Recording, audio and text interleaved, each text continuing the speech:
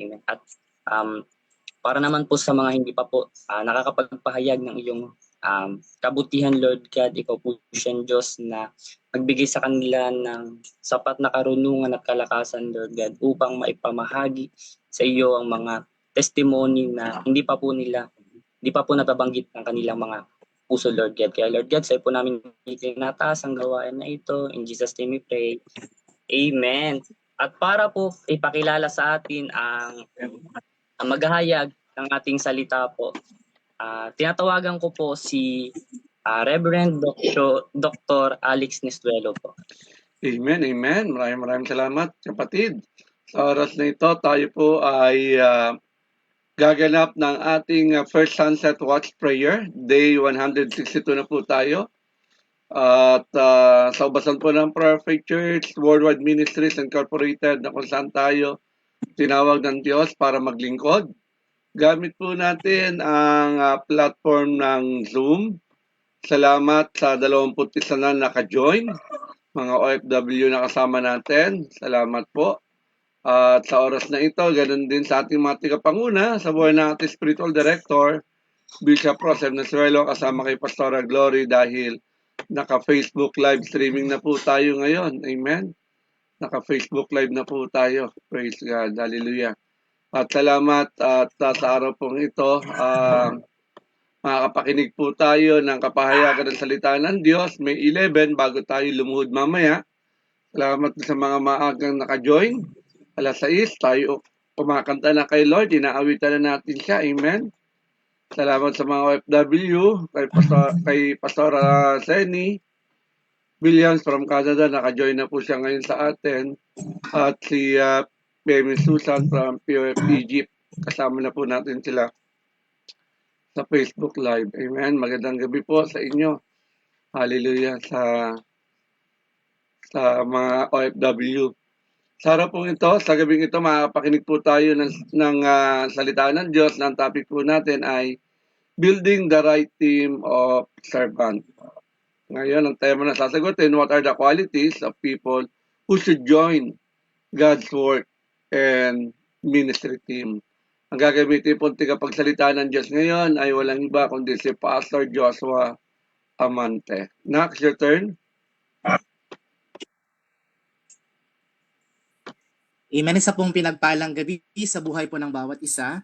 Tayo pong lahat ay makipagbukasan sa aklat ng ikalawang Timoteo, chapter 2, verses 1 to 13. Muli po, yung ating babasahin ay manggagaling sa ikalawang aklat ng Timoteo, chapter 2, verses 1 to 13. Ito po ang sinasabi, kaya nga anak ko, magpakatatag ka sa tulong ng kagandahang loob ni Kristo Jesus.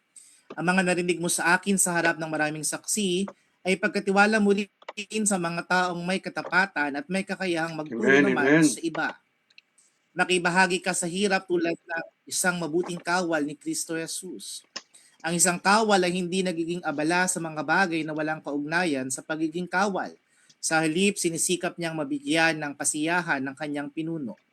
Hindi maaaring gantimpalaan ng isang manlalaro kung hindi siya naglalaro ayon sa mga alituntunin. Ang magsasakang nagtatrabahong mabuti ang siyang dapat unang makinabang sa bunga ng kanyang pinaghirapan. Verse 7, isipin mong mabuti ang sinasabi ko sa iyo at ipapaunawa sa iyo ng Panginoon ang lahat ng ito. Alalahanin mo si Jesucristo ang muling binuhay at nagmula sa angkan ni David ayon sa magandang balitang ipinangangaral ko. Ito ang dahilan ng aking pagdurusa at pagkagapos na parang isang kriminal. Subalit hindi kailanman maigagapos ang salita ng Diyos. Tinitiis ko ang lahat ng bagay alang-alang sa mga hinirang ng Diyos upang magkaroon sila ng kaligtasan at walang hanggang kaluwalhatian mula kay Kristo Jesus. Totoo ang kasabihang ito, kung tayo'y namatay na kasama si Jesucristo, mabubuhay din tayong kasama niya. Kung tayo'y magtitiis sa hirap ng mundong ito, maghahari din tayong kapiling niya. Kapag itinakwil natin siya, itatakwil niya rin tayo. Kung tayo man na hindi tapat, siya'y mananatiling tapat sapagkat hindi niya maaaring itakwil ang kanyang sarili. Papuri po sa Panginoon sa pagbabasa ng kanyang salita. Tayo pong lahat ay yumuko, tayo pong lahat ay manalangin. Pinupuri ka namin, O Diyos, sinasamba at pinapasalamatan. Salamat po sa pagkakataon na minsan pa ay makapakinig ng iyong salita. Bigyan niyo kami, Panginoon, ng kakayahan na minsan pa kami, Panginoon, ay maturuan. Bigyan niyo po kami ng kakayahan na makapakinig. Ano man ang mga nalalaman namin, ay bigyan niyo pa rin po kami ng puso, Lord, na hanapin ang iyong salita at hanapin po ang iyong presensya. Linisin niyo po kami sa kung mali yung mga tao na kasama natin sa paglilingkod, isang araw iiwan din nila tayo. Kaya sa hapong ito, sa gabing ito, magbibigay ang Panginoon ng tatlong katangian ng mga tamang tao na kailangan makasama natin sa paglilingkod. Ang tanong, bakit ko kailangan marinig ang preaching na ito? Because we are pastors, we are leaders. Meron tayong hawak na ministry, meron tayong mga hawak na tao. Let's assess ourselves, i-assess natin yung mga taong ipinagkatiwala ng Diyos sa atin kung sila ba ay tamang tao at tamang kasama. Ang tema pong sasagutin natin ay, what are the qualities of people who should join God's work and ministry team? Ano po ba yung tatlong katangian na gusto pong sabihin sa atin ng Panginoon? Una, na matatagpuan sa verse 2. Ano pang mayroon sa verse 2? Ang mga narinig mo sa akin sa harap ng maraming saksi ay pagkatiwala mo rin sa mga taong may katapatan at may kakayahang magturo naman sa iba. Unang katangian na kailangan po mayroon yung mga tao sa paligid natin. Number 1, faithful and capable people. Faithful and capable servants. Unang katangian po, dapat po sila ay may katapatan at may kakayahan. Alam niyo po ba, bagamat ang Panginoon ay hindi po nakatingin sa material na bagay, hindi po nakatingin ng Panginoon sa ating mga talento. Amen. Ang Lord ay, He is more concerned on our hearts. Amen. Kaya tignan niyo po, binigyan din yung unang binitawan ay may katapatan. Sapagkat aanuhin po natin yung magaling, aanuhin po namin yung maraming titulo sa pangalan, aanuhin po natin yung mayaman, yung may sasakyan, yung may resources, kung hindi naman sila tapat sa paglilingkod. Sayang lahat ng ito. Kaya tignan po natin, ano po yung unang katangian na gusto pong ibigay sa atin ng Panginoon? Sabi dyan, faithful and capable servant. Tatandaan nyo po, trustworthy in character. Amen. Tignan po natin. Amen. Marahil, kung bakit may mga hindi na tayo nakikita ngayon na dati nating kasama, isa lang ibig sabihin yon. Hindi sila natagpuan ng Panginoon na may katapatan. Kaya kung pag dumating po yung isang araw na wala na rin po tayo sa paglilingkod, ang question po dito ay, naging tapat pa po ba tayo habang tayo ay naglilingkod? Unang katangian po, faithful and capable servant. Sabi dyan, may kakayahang magturo din sa iba. Able to disciple and teach others. Kaya ang palad po natin sa Prayer of Faith Church, kasi meron tayong sariling Bible School. Amen. Ang gift ng mga leaders natin ay, they are mentors. Titignan nyo po, maraming simbahan sa labas ng Prayer of Faith Church, pag namatay ang kanilang senior pastor, Wala na. patay na rin ang gawain. Wala nang gawain. Ano po ginagawa ng mga pastor? Ipinapamana nila sa kanilang mga anak. Ang problema, ito po survey ang nagsasabi, yung mga anak ng pastor, mga pasaway. E paano yun? Namatay yung pastor, ipapamana niya sa anak niya, yung anak niya nga pasaway. Ano po mangyayari sa simbahan? Mamamatay. We're so blessed sa Prayer of Faith Church, napakarami nating pastor. Amen, Bakit? amen. Kasi napakarami nating kakayahan, napakaraming ways, napakaraming means na tayo po ay tinuruan. Hindi naman talaga tayo marunong mag-preach dati. Hindi naman tayo marunong tumayo. Totoo yan. Bulol nga tayo. Insecure nga tayo eh. Pero may nagturo sa atin. Amen, amen. Napasok tayo. Kaya ngayon, amen, nakakatayo tayo kahit sa ang platform. Amen po ba? Mahusay nating napapangaral ang salita ng Panginoon. Aminin niyo po, tayo mga taga-Prayer of Faith Church, mahusay ang ating preaching kasi expository tayo. Glory Alam to niyo po God. ba nakakapakinig sa mga preaching? A to Z. Daming verses, ang gulo-gulo. Amen po ba? Pero ang palad po natin taga-Prayer of Faith Church, dahil hinayaan tayo na maging capable servants. Amen, amen. Congratulations po sa mga graduate sa Sabado. Praise Sana God. po bayan sa mga tuition fee ninyo at Congrats magpaalala po. ng mga senior pastor. Amen po ba? Pero tatandaan nyo po, Beyond capability, faithfulness matters. Higit sa kakayahan natin, higit sa galing natin, ang gusto pa rin pong tignan sa atin ng Panginoon ay katapatan. Ang tanong, paano kapag wala ng love gift? Magpipreach pa rin po ba tayo? Paano kapag wala ng pamasahe? Magmi-mission pa rin po ba tayo? Paano kapag hindi na tayo yung name-mention sa preaching at na-appreciate ni pastor? Magpapatuloy pa rin po ba tayo? Amen po ba? That's faithfulness. Sa panahong may nakakakita, sa panahong walang nakakakita, tapat pa rin po tayo. Sana po mga pastors, hindi lang tayo basta nangunguha ng mga tao na ilalagay natin sa ministry, tapos na. Sana ang intention natin, ma-develop natin yung puso. Kasi kapag puso yung unang na-develop, magiging mahusay yan na lingkod ng Panginoon. Kaya nga kapag skills lang, kapag natuto yung tao tapos skills lang, ano pong pwede mangyari sa kanila? Yayabang lang. Kasi hindi po natono yung puso. Kaya unang katangian na dapat mayroon yung mga tao sa paligid natin, as we allow them to join us in our mission to the Lord, number 1, faithful and capable servants. Amen. Tayo pa rin po ba ay tapat? Nagtatapat pa rin po ba tayo sa Panginoon? Baka mas mahal na po natin ang ating trabaho. Baka mas mahal na po natin ang ating negosyo. Baka flex tayo ng flex ng mga product natin pero wala naman tayong bunga sa Panginoon. Sayang. Sayang yung resources, sayang yung income, sayang yung promotion kung napapabayaan naman natin ang salita ng Panginoon, napapabayaan natin yung ministry. Pangalawa po, pangalawang bagay, pangalawang katangian, ano po yung una? Faithful and capable servants. Pangalawang katangian po na matatagpuan sa verse 3 to 7. Amen?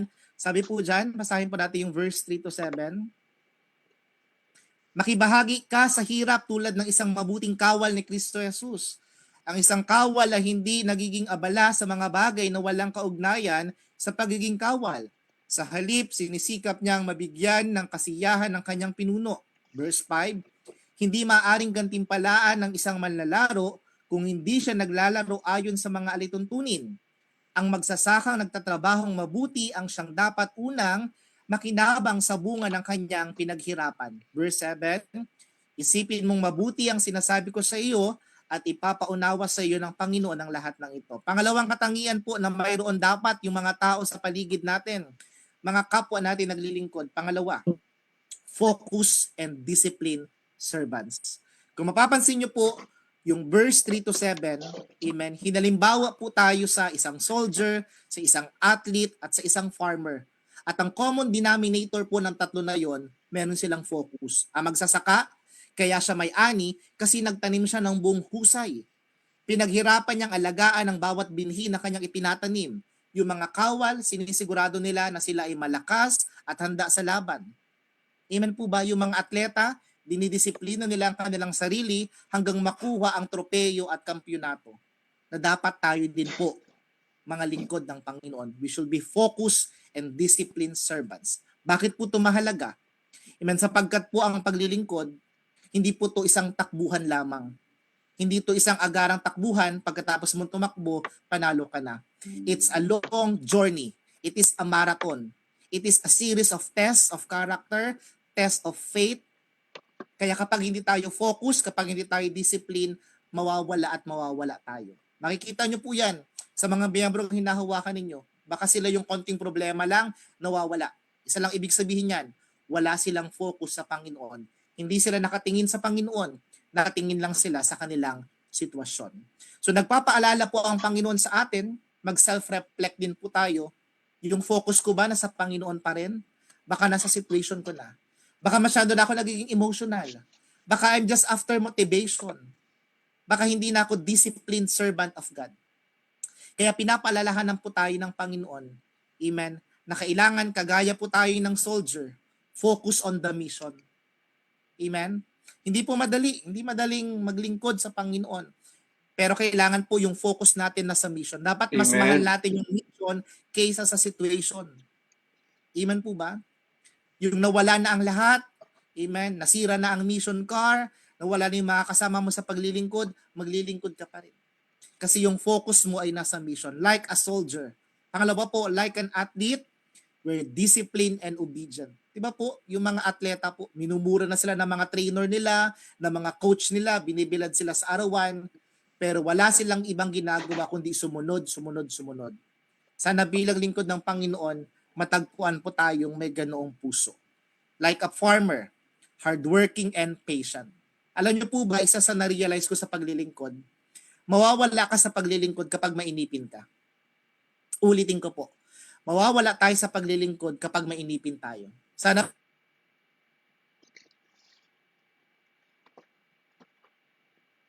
umani, sapagkat alam nila ang pag-ani ay matagal na proseso. Pero magtatanim pa rin sila, didiligan pa rin nila, sapagkat naniniwala sila isang araw, aani sila sa mga bagay na kanilang itinanim. Sana po we're like a farmer. Amen. Ilang taon na po ba tayo naglilingkod sa Panginoon? Ilang taon na po ba tayong nananampalataya sa Panginoon? Ilang taon na po ba tayong nananalangin sa Panginoon? Amen.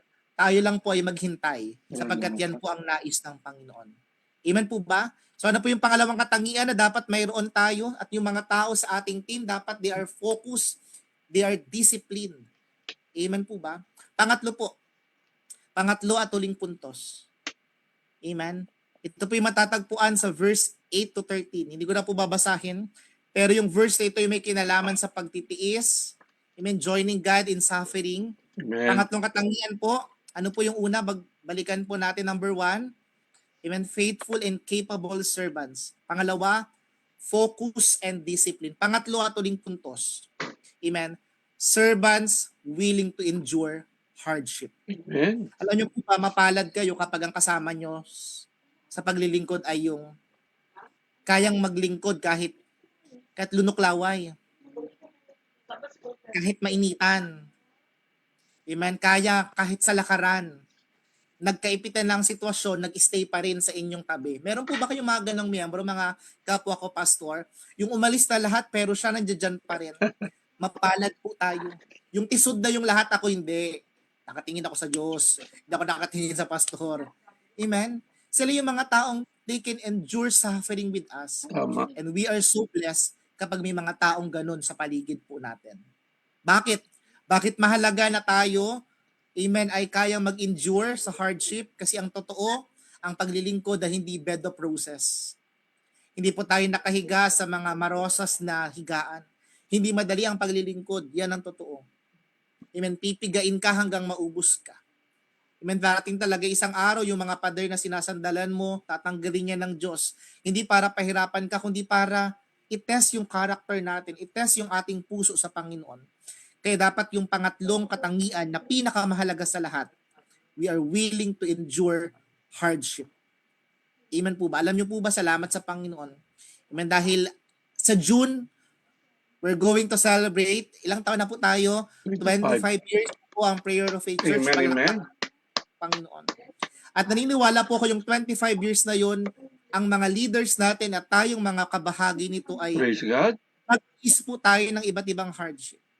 Amen. Meron po ba dito mga original members pa since day one? Meron pa po bang since day one dito? Yung nakakita ng lumang church, hanggang mabago yung church, hanggang mahiwa-hiwalay. Amen po ba? That's 25 years, the beauty Amen. of 25 years. Pero salamat kay Lord kasi magkakasama pa rin po tayo. Praise God. Anniversary po natin sa June, hindi lang siya anniversary of success. It's also an event, a moment na pwede nating sabihin, Lord, nakisama ko, Panginoon, sa suffering, sa mga trial, sa mga persecution. Dami kayo nagpe-persecute sa sentro. Dami kayo nagpe-persecute sa church. Sa mga kanya-kanya nating church, ang dami kayong persecutor.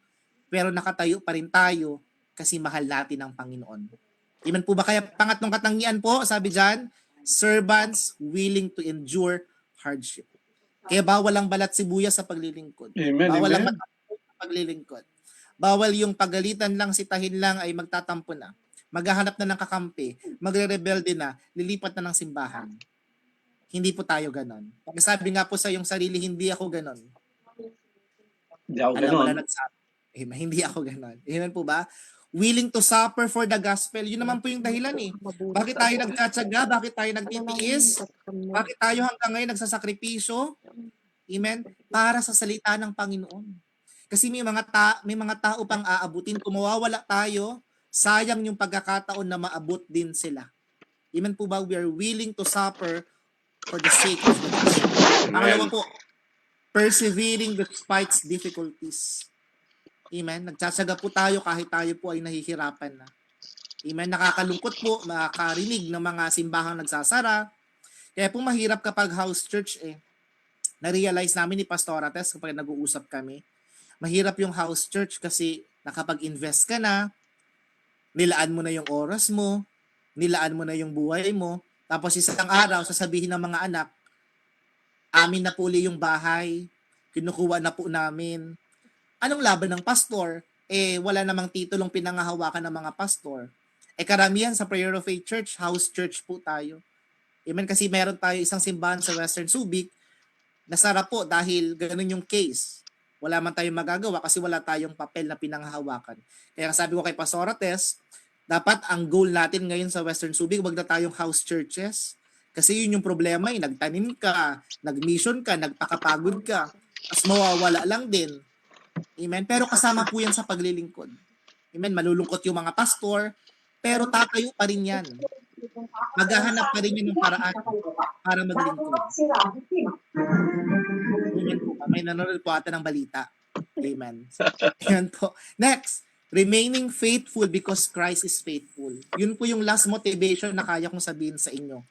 Amen. Magtiis lang po tayo, makibahagi tayo sa suffering, maging tapat lang tayo dalang totoo, tapat ang Panginoon. Bago tayo nagbigay, una tayo binigyan ng Diyos. Amen. Bago tayo nagmahal, tayo muna yung unang minahal. Bago tayo magpatawad, tayo muna yung pinatawad ng Panginoon. Praise God. At yun ay bahagi ng sufferings. Kaya kapag, kung naririnig nyo po to, baka kayo yung lingkod ng Lord na napapagod na, baka kayo po yung lingkod na nagsasawa na, may iniisip na yung sarili na lagi na lang ako yung nagbibigay, wala naman nakaka-appreciate. This is your confirmation, nakikita ka po ng Diyos. Amen. Amen. Mag-endure lang po tayo sa takdang panahon. Kung hindi tayo mapapagod, sabi po sa Galatians, tayo po yaani, tayo po pagpapalain ng Panginoon. So let's develop a generation na kayang magtiis, kaya kang makasama sa paghihirap. Amen. Hindi lang sila present kapag masaya. Kaya din nilang samahan ka sa panahon ng kalungkutan. Amen po ba? Kaya lagi ko pong sinasabi ito sa mga kabataan na hawak mo. Kapag tayo'y nasa bangka at may butas, sino kaya ang unang tatalon para iligtas ang kanyang sarili?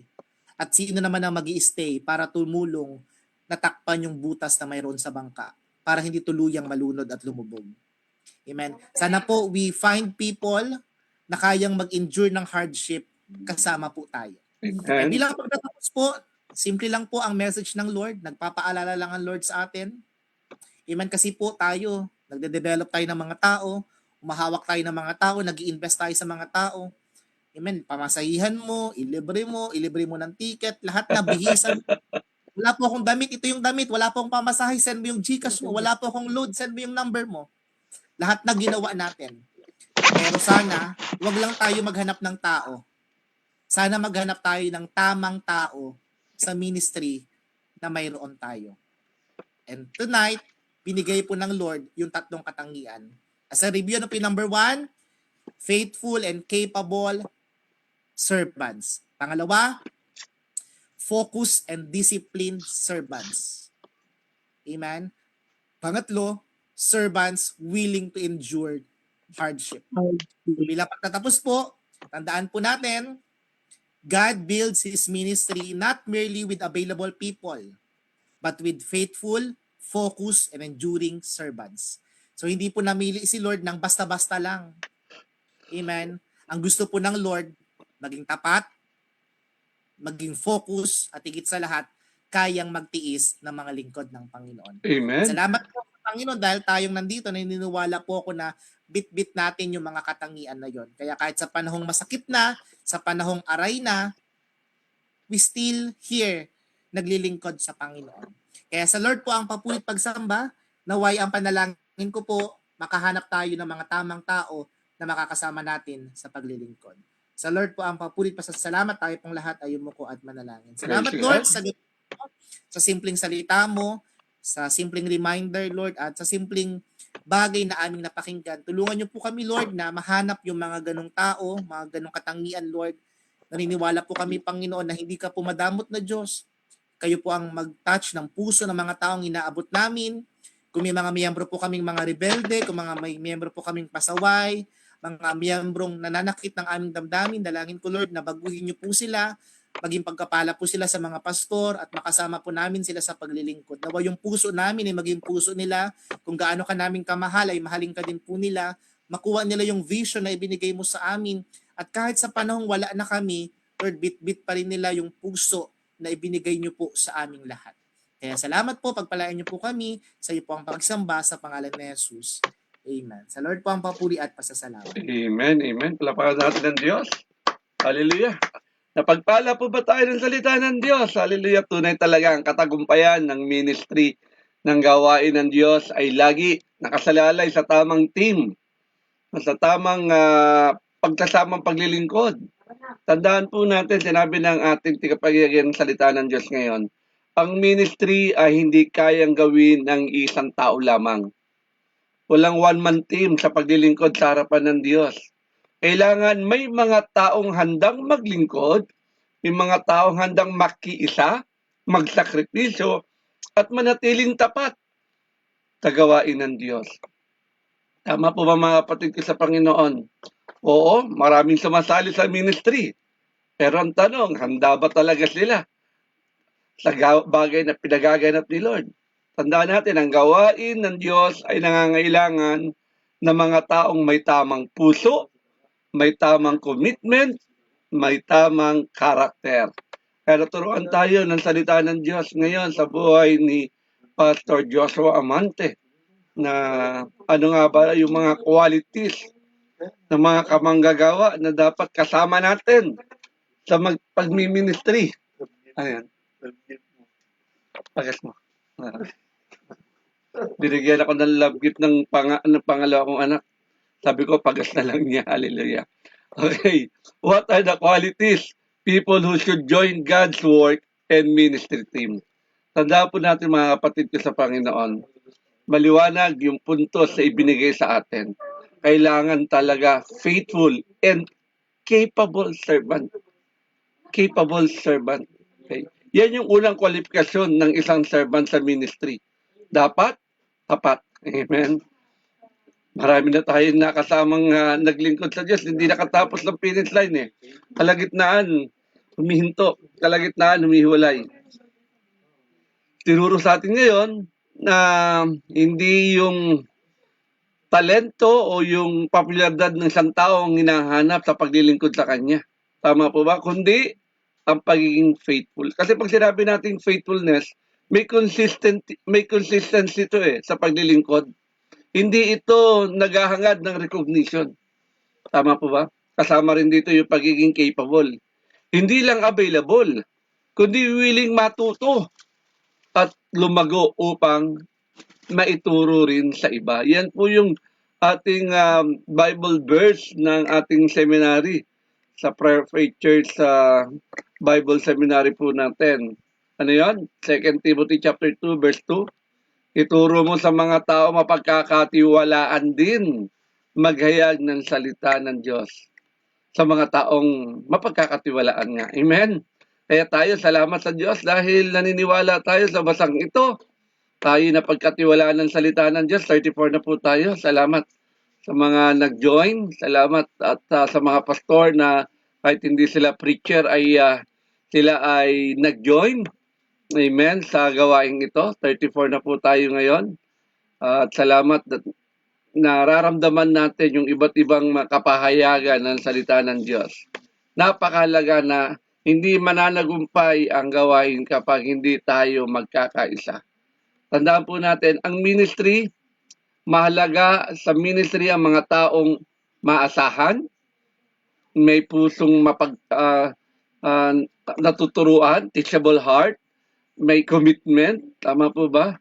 May kakayahang mag-multiply ng disciple, magturo na katulad din, na magiging katulad niya. Diyan tayo pinalaki ng ating spiritual director, tama po ba? Ng ating mga tigapanguna. Okay. Bilang isang magaling na tigapanguna, you are required na meron ka maiwan legacy. Hindi lang yung kaya sinabi ng ating preacher kanina, nawala si senior pastor, namatay si senior pastor. Wala na, sarado na simbahan. Wala na magpapatuloy. Dahil yung mga anak hindi naturuan. Amen? Mga kamanggagawa, walang gustong tumayo. Kasi si pastor, inangkin lang niya na siya lang ang pastor. Kaya nung namatay siya, wala nang magpapastor ng simbahan. Magkakalat-kalat na maraming ganyang kwento. Hindi lang sa lugar ng Subic, hindi lang sa lugar ng Olonga, pamaging sa ibang lugar. Bakit? Kasi wala kang hindi ka nagturo dahil natatakot ka baka ituturuan mo. Hatiin niya yung simbahan. Common kasi yan eh. Maraming mga naturuan tingin nila mas magaling na sila sa nagturo sa kanila eh. Tama po ba? Maraming ganyan. Kaya ibang pastor, hindi mo rin masisisi na ang tagal na ng simbahan nila. I mean, 40 years mahigit na. Tanungin mo kung ilan ang pastor sa simbahan nila. Isa lang. Siya lang. Tanungin mo bakit? Kasi daw yung mga unang panahon nagturo siya. Hinati yung simbahan, pinili yung mga titles, nagtayo ng sariling simbahan. Hallelujah. Yung mga kwento talaga. Kahit na gano'n ang sitwasyon, patuloy pa rin tayo. Yan kung lumayo sila. Tingin nga ng ibang mga pastor natin yan eh. Hindi yan division. Ang tawag yan? Multiplication daw. Hallelujah. Dumami. Dumami ang gawain, nag-multiply. Pero sa atin, salamat. Dahil sa basa ng Prayer Faith Church, alam natin, dito tayo dinala. Dito tayo gagamitin ng Diyos. Dito tayo magtatapat. Dahil ito yung ubasan na pinagdalan sa atin ni Lord. Tama po ba? Mga kapatid ko sa Panginoon? Kaya talaga mahalaga sa buhay paglilingkod natin ito, sa pagmi-ministry natin. Dapat tapat tayo, dapat teachable tayo. Tama po ba? Nagpapaturo, hindi yung pinagsabihan ka lang, balat sibuyas ka na. Amen. Tatampo ka na. Iba na yung salita mo. Okay? Hindi perfection ang hinahanap ng Diyos sa faithfulness. Okay? Kailangan maging consistent tayo sa attendance, at service, itong ginagawa natin ngayon. May mga panahon di ako nakakasama dahil nasa biyahe kami, minsan talaga bumabagsak yung signal. Pero I see to it na tumatakbo pa rin gawain. Okay? Gawin ng ministry kahit walang nakakita. Di naman kasi tayo pakitang tao sa paglilingkod sa Diyos. Tama po ba? Kaya we are pleasing God, not man. Ang Diyos ang pinaglilingkuran natin. Siya ang gusto natin mabigyan ng kaluguran, hindi ang mga tao. Patuloy tayong matutong lumago sa ating spiritual life. Okay? Maaaring pakiramdam mo, maliit lang ang role mo sa gawain ni Lord. Pero ang Diyos ang gagamit sa iyo. Siya magbibigay sa iyo ng pusong katapatan niya kasi naman hinahanap niya. Tama po ba? Faithful ba tayo? Kahit walang recognition? Active ba tayo kahit hindi tayo napapansin ni pastor? O kailangan mo pa ng tapik ni pastor? Yung ibang mga nakasama ko sa Barreto, di ko lang nadalaw nung pandemic dahil hindi ako makalabas Naglipatan na ng simbahan. Hallelujah. Pero ganun talaga. Doon sila masaya. Okay. Ano magagawa ko? Hindi naman ako nagkulang na nagturo sa kanila. Nakasama ko sila mag-almusal, nakasama ko sila manangalian, nakasama ko sila maghapunan, nakasama ko sila sa panahon na kung saan ay gaya ng sinabi ng preacher natin, pinakain mo na, tinuruan mo na, sayang ang investment. Bukas makalawa, di mo nakasama. Daling nakalimot. Amen? Pati pagbabantay sa ospital, paghuhugas ng puwit, lahat ginawa mo na. Hallelujah. Tapos ngayon, ikaw pa masama. Hallelujah. Tama po ba? Ang tao talaga sadyang makakalimutin Okay? Nakalimutan nila yung mga taong ginamit ng Diyos para sa buhay nila Pero tayo, bilang tapat, hindi tayo sa kanila nakatingin. Sa Diyos tayo nakatingin. Kahit hindi tayo nare-recognize ng tao, alam natin nare-recognize tayo ni God. Amen? Pangalawa, focused and disciplined servant. Napakalaga po niya, mga kapatid ko sa Panginoon.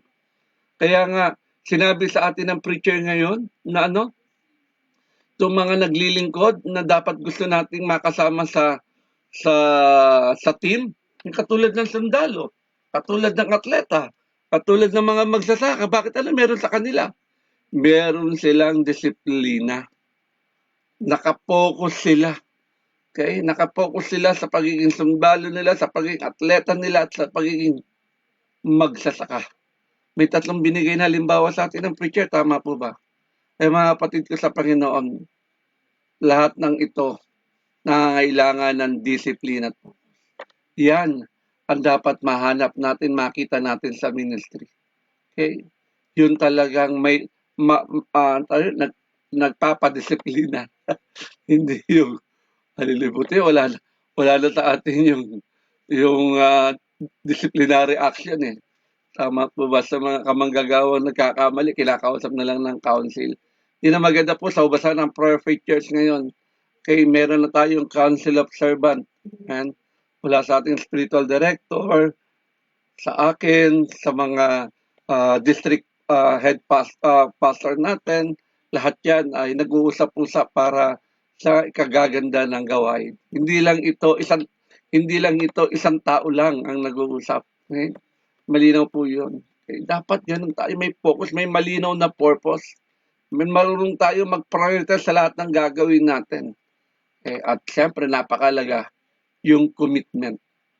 Yung committed tayo lumago sa ating spiritual na kalagayan. Sa ministry, hindi ito para sa mga half-hearted people eh. Pag may ministry, kalahating puso lang. Kapatid, ikaw yung mareklamo sa ministry.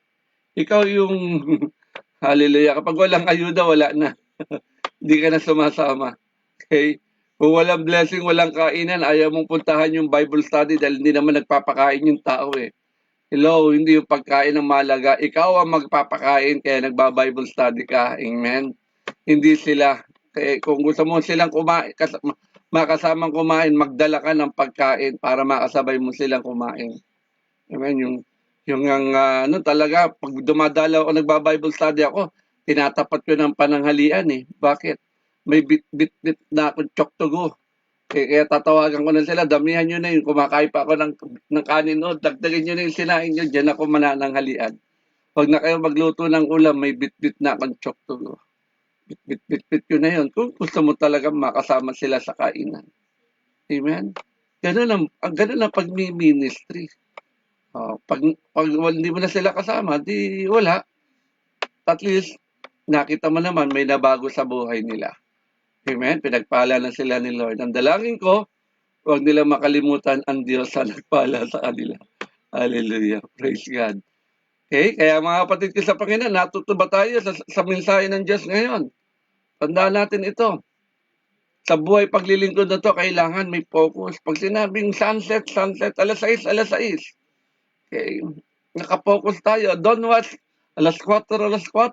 Amen? Hindi alas 5, hindi alas 6. Hallelujah. Pero salamat pa rin, at least nakakahabol. Hindi naman pinapatay ang at sinasarado ang pintuan ng Zoom kahit late tayo. Nakabukas yan, kahit closing prayer na, kahit closing song na, ay pwede ka pa rin pumasok. Amen? Tandaan po natin yan mga kapatid ko sa Panginoon. Iwasan natin ang anumang mga parating na distraction sa buhay paglilingkod natin. Yan kasi nagpapahina ng ministry, yung ma-distract tayo. At syempre, mahalaga yung time management. Kaya dapat alam natin gamitin yung oras natin. Baka may nauubos lang tayo sa isang bahay. Humayo ka, isang bahay pinuntahan mo mula alas 9 ng umaga, alas 2 na, hindi ka pa umaalis sa bahay na yon. Baka naghihintay ka pa ng hapunan, doon ka na nga nanangalian. Tama na yung 30 minutes. Tama po ba? Na paghayo. Huwag ka na makipagkwentuhan pa.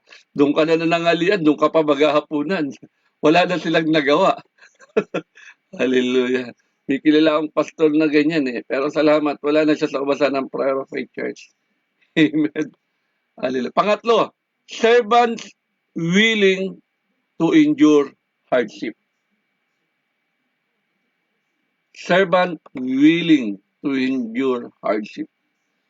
Yan ang magandang kasama sa ministry. Amen? Kahit na may rejection, kahit na may pagod, kahit na may misunderstanding o disappointment, kahit na merong spiritual battle, tuloy pa rin. Amen? Yan ang tunay na servant. Hindi sumusuko kapag mahirap na. Pagsasarap, kasama mo. Pagkainan, kasama mo. Pero kapag paghahayo na, wala na. Sige, punta tayo doon sa kabilang bundok. Ayaw sumama. Pero sinabi mo, sige, punta tayo sa Jollibee. Uy, sumasama. Pag sinabi mo, kain tayo sa Chowking. Halo-halo. Uy, sumasama. Pero pag sinabi mo, Bible study tayo. Puntahan natin yung kabilang bundok. Sabihin sa'yo, ikaw na lang. Busy ako. Hallelujah. Kakalungkot. Pero ganun talaga buhay paglilingkod. Kaya, pa-discern sa atin ni Lord. Maraming manggagawa. Amen. Magpadala siya. Naman talaga nagpapadala eh. Tandaan natin, ang endurance ay patunay na meron tayong tunay na commitment sa Diyos. Amen. Kahit anong hirap, hindi tayo susuko sa lahat ng mga challenges na meron. Papasok na si Pastor Jay. Amen. Galing yan ng Pampanga. Okay? Magpatuloy tayo kahit na may kritisismo. Marami silang sinasabi sa ginagawa natin paglilingkod. Tuloy lang. Ang mahalaga yung sasabihin ni Lord sa atin. Magtiwala tayo, kapatid. Hindi sayang, sabi ng preacher natin. In due season, we will reap. Aanihin natin. Okay? Yung mga bagay na ginagawa natin ito. Nakikita ng Diyos ang bawat sakripisyo ng bawat isa sa atin. Walang paglilingkod na nasasayang sa Diyos. Amen? Sabi ng preacher natin, lahat nakikita ito ng Diyos. Kapag dumarating na tayo sa hardship, titigil ba tayo o magpapatuloy? Kung titigil ka, kapatid, hindi mo makikita ang kapangyarihan ng Diyos. Kala nila yung hardship binibigay sa atin, yung kahirapan sa paglilingkod, nagaganap sa atin para tayo mapanghinaan. Hindi. Iyan yung magiging dahilan para makita natin yung kapangyarihan ng Diyos. Kaya gusto mo ba makakita ng kapangyarihan ng Diyos? Dapat sa ministry team ng Diyos, dapat binubuo ito ng mga taong, sabi ng preacher natin, faithful and capable servant, focused and disciplined servant, servant willing to endure hardship. Mga kapatid ko sa Panginoon, ulitin ko ulit, hindi hinahanap ng Diyos ang pinakamagaling.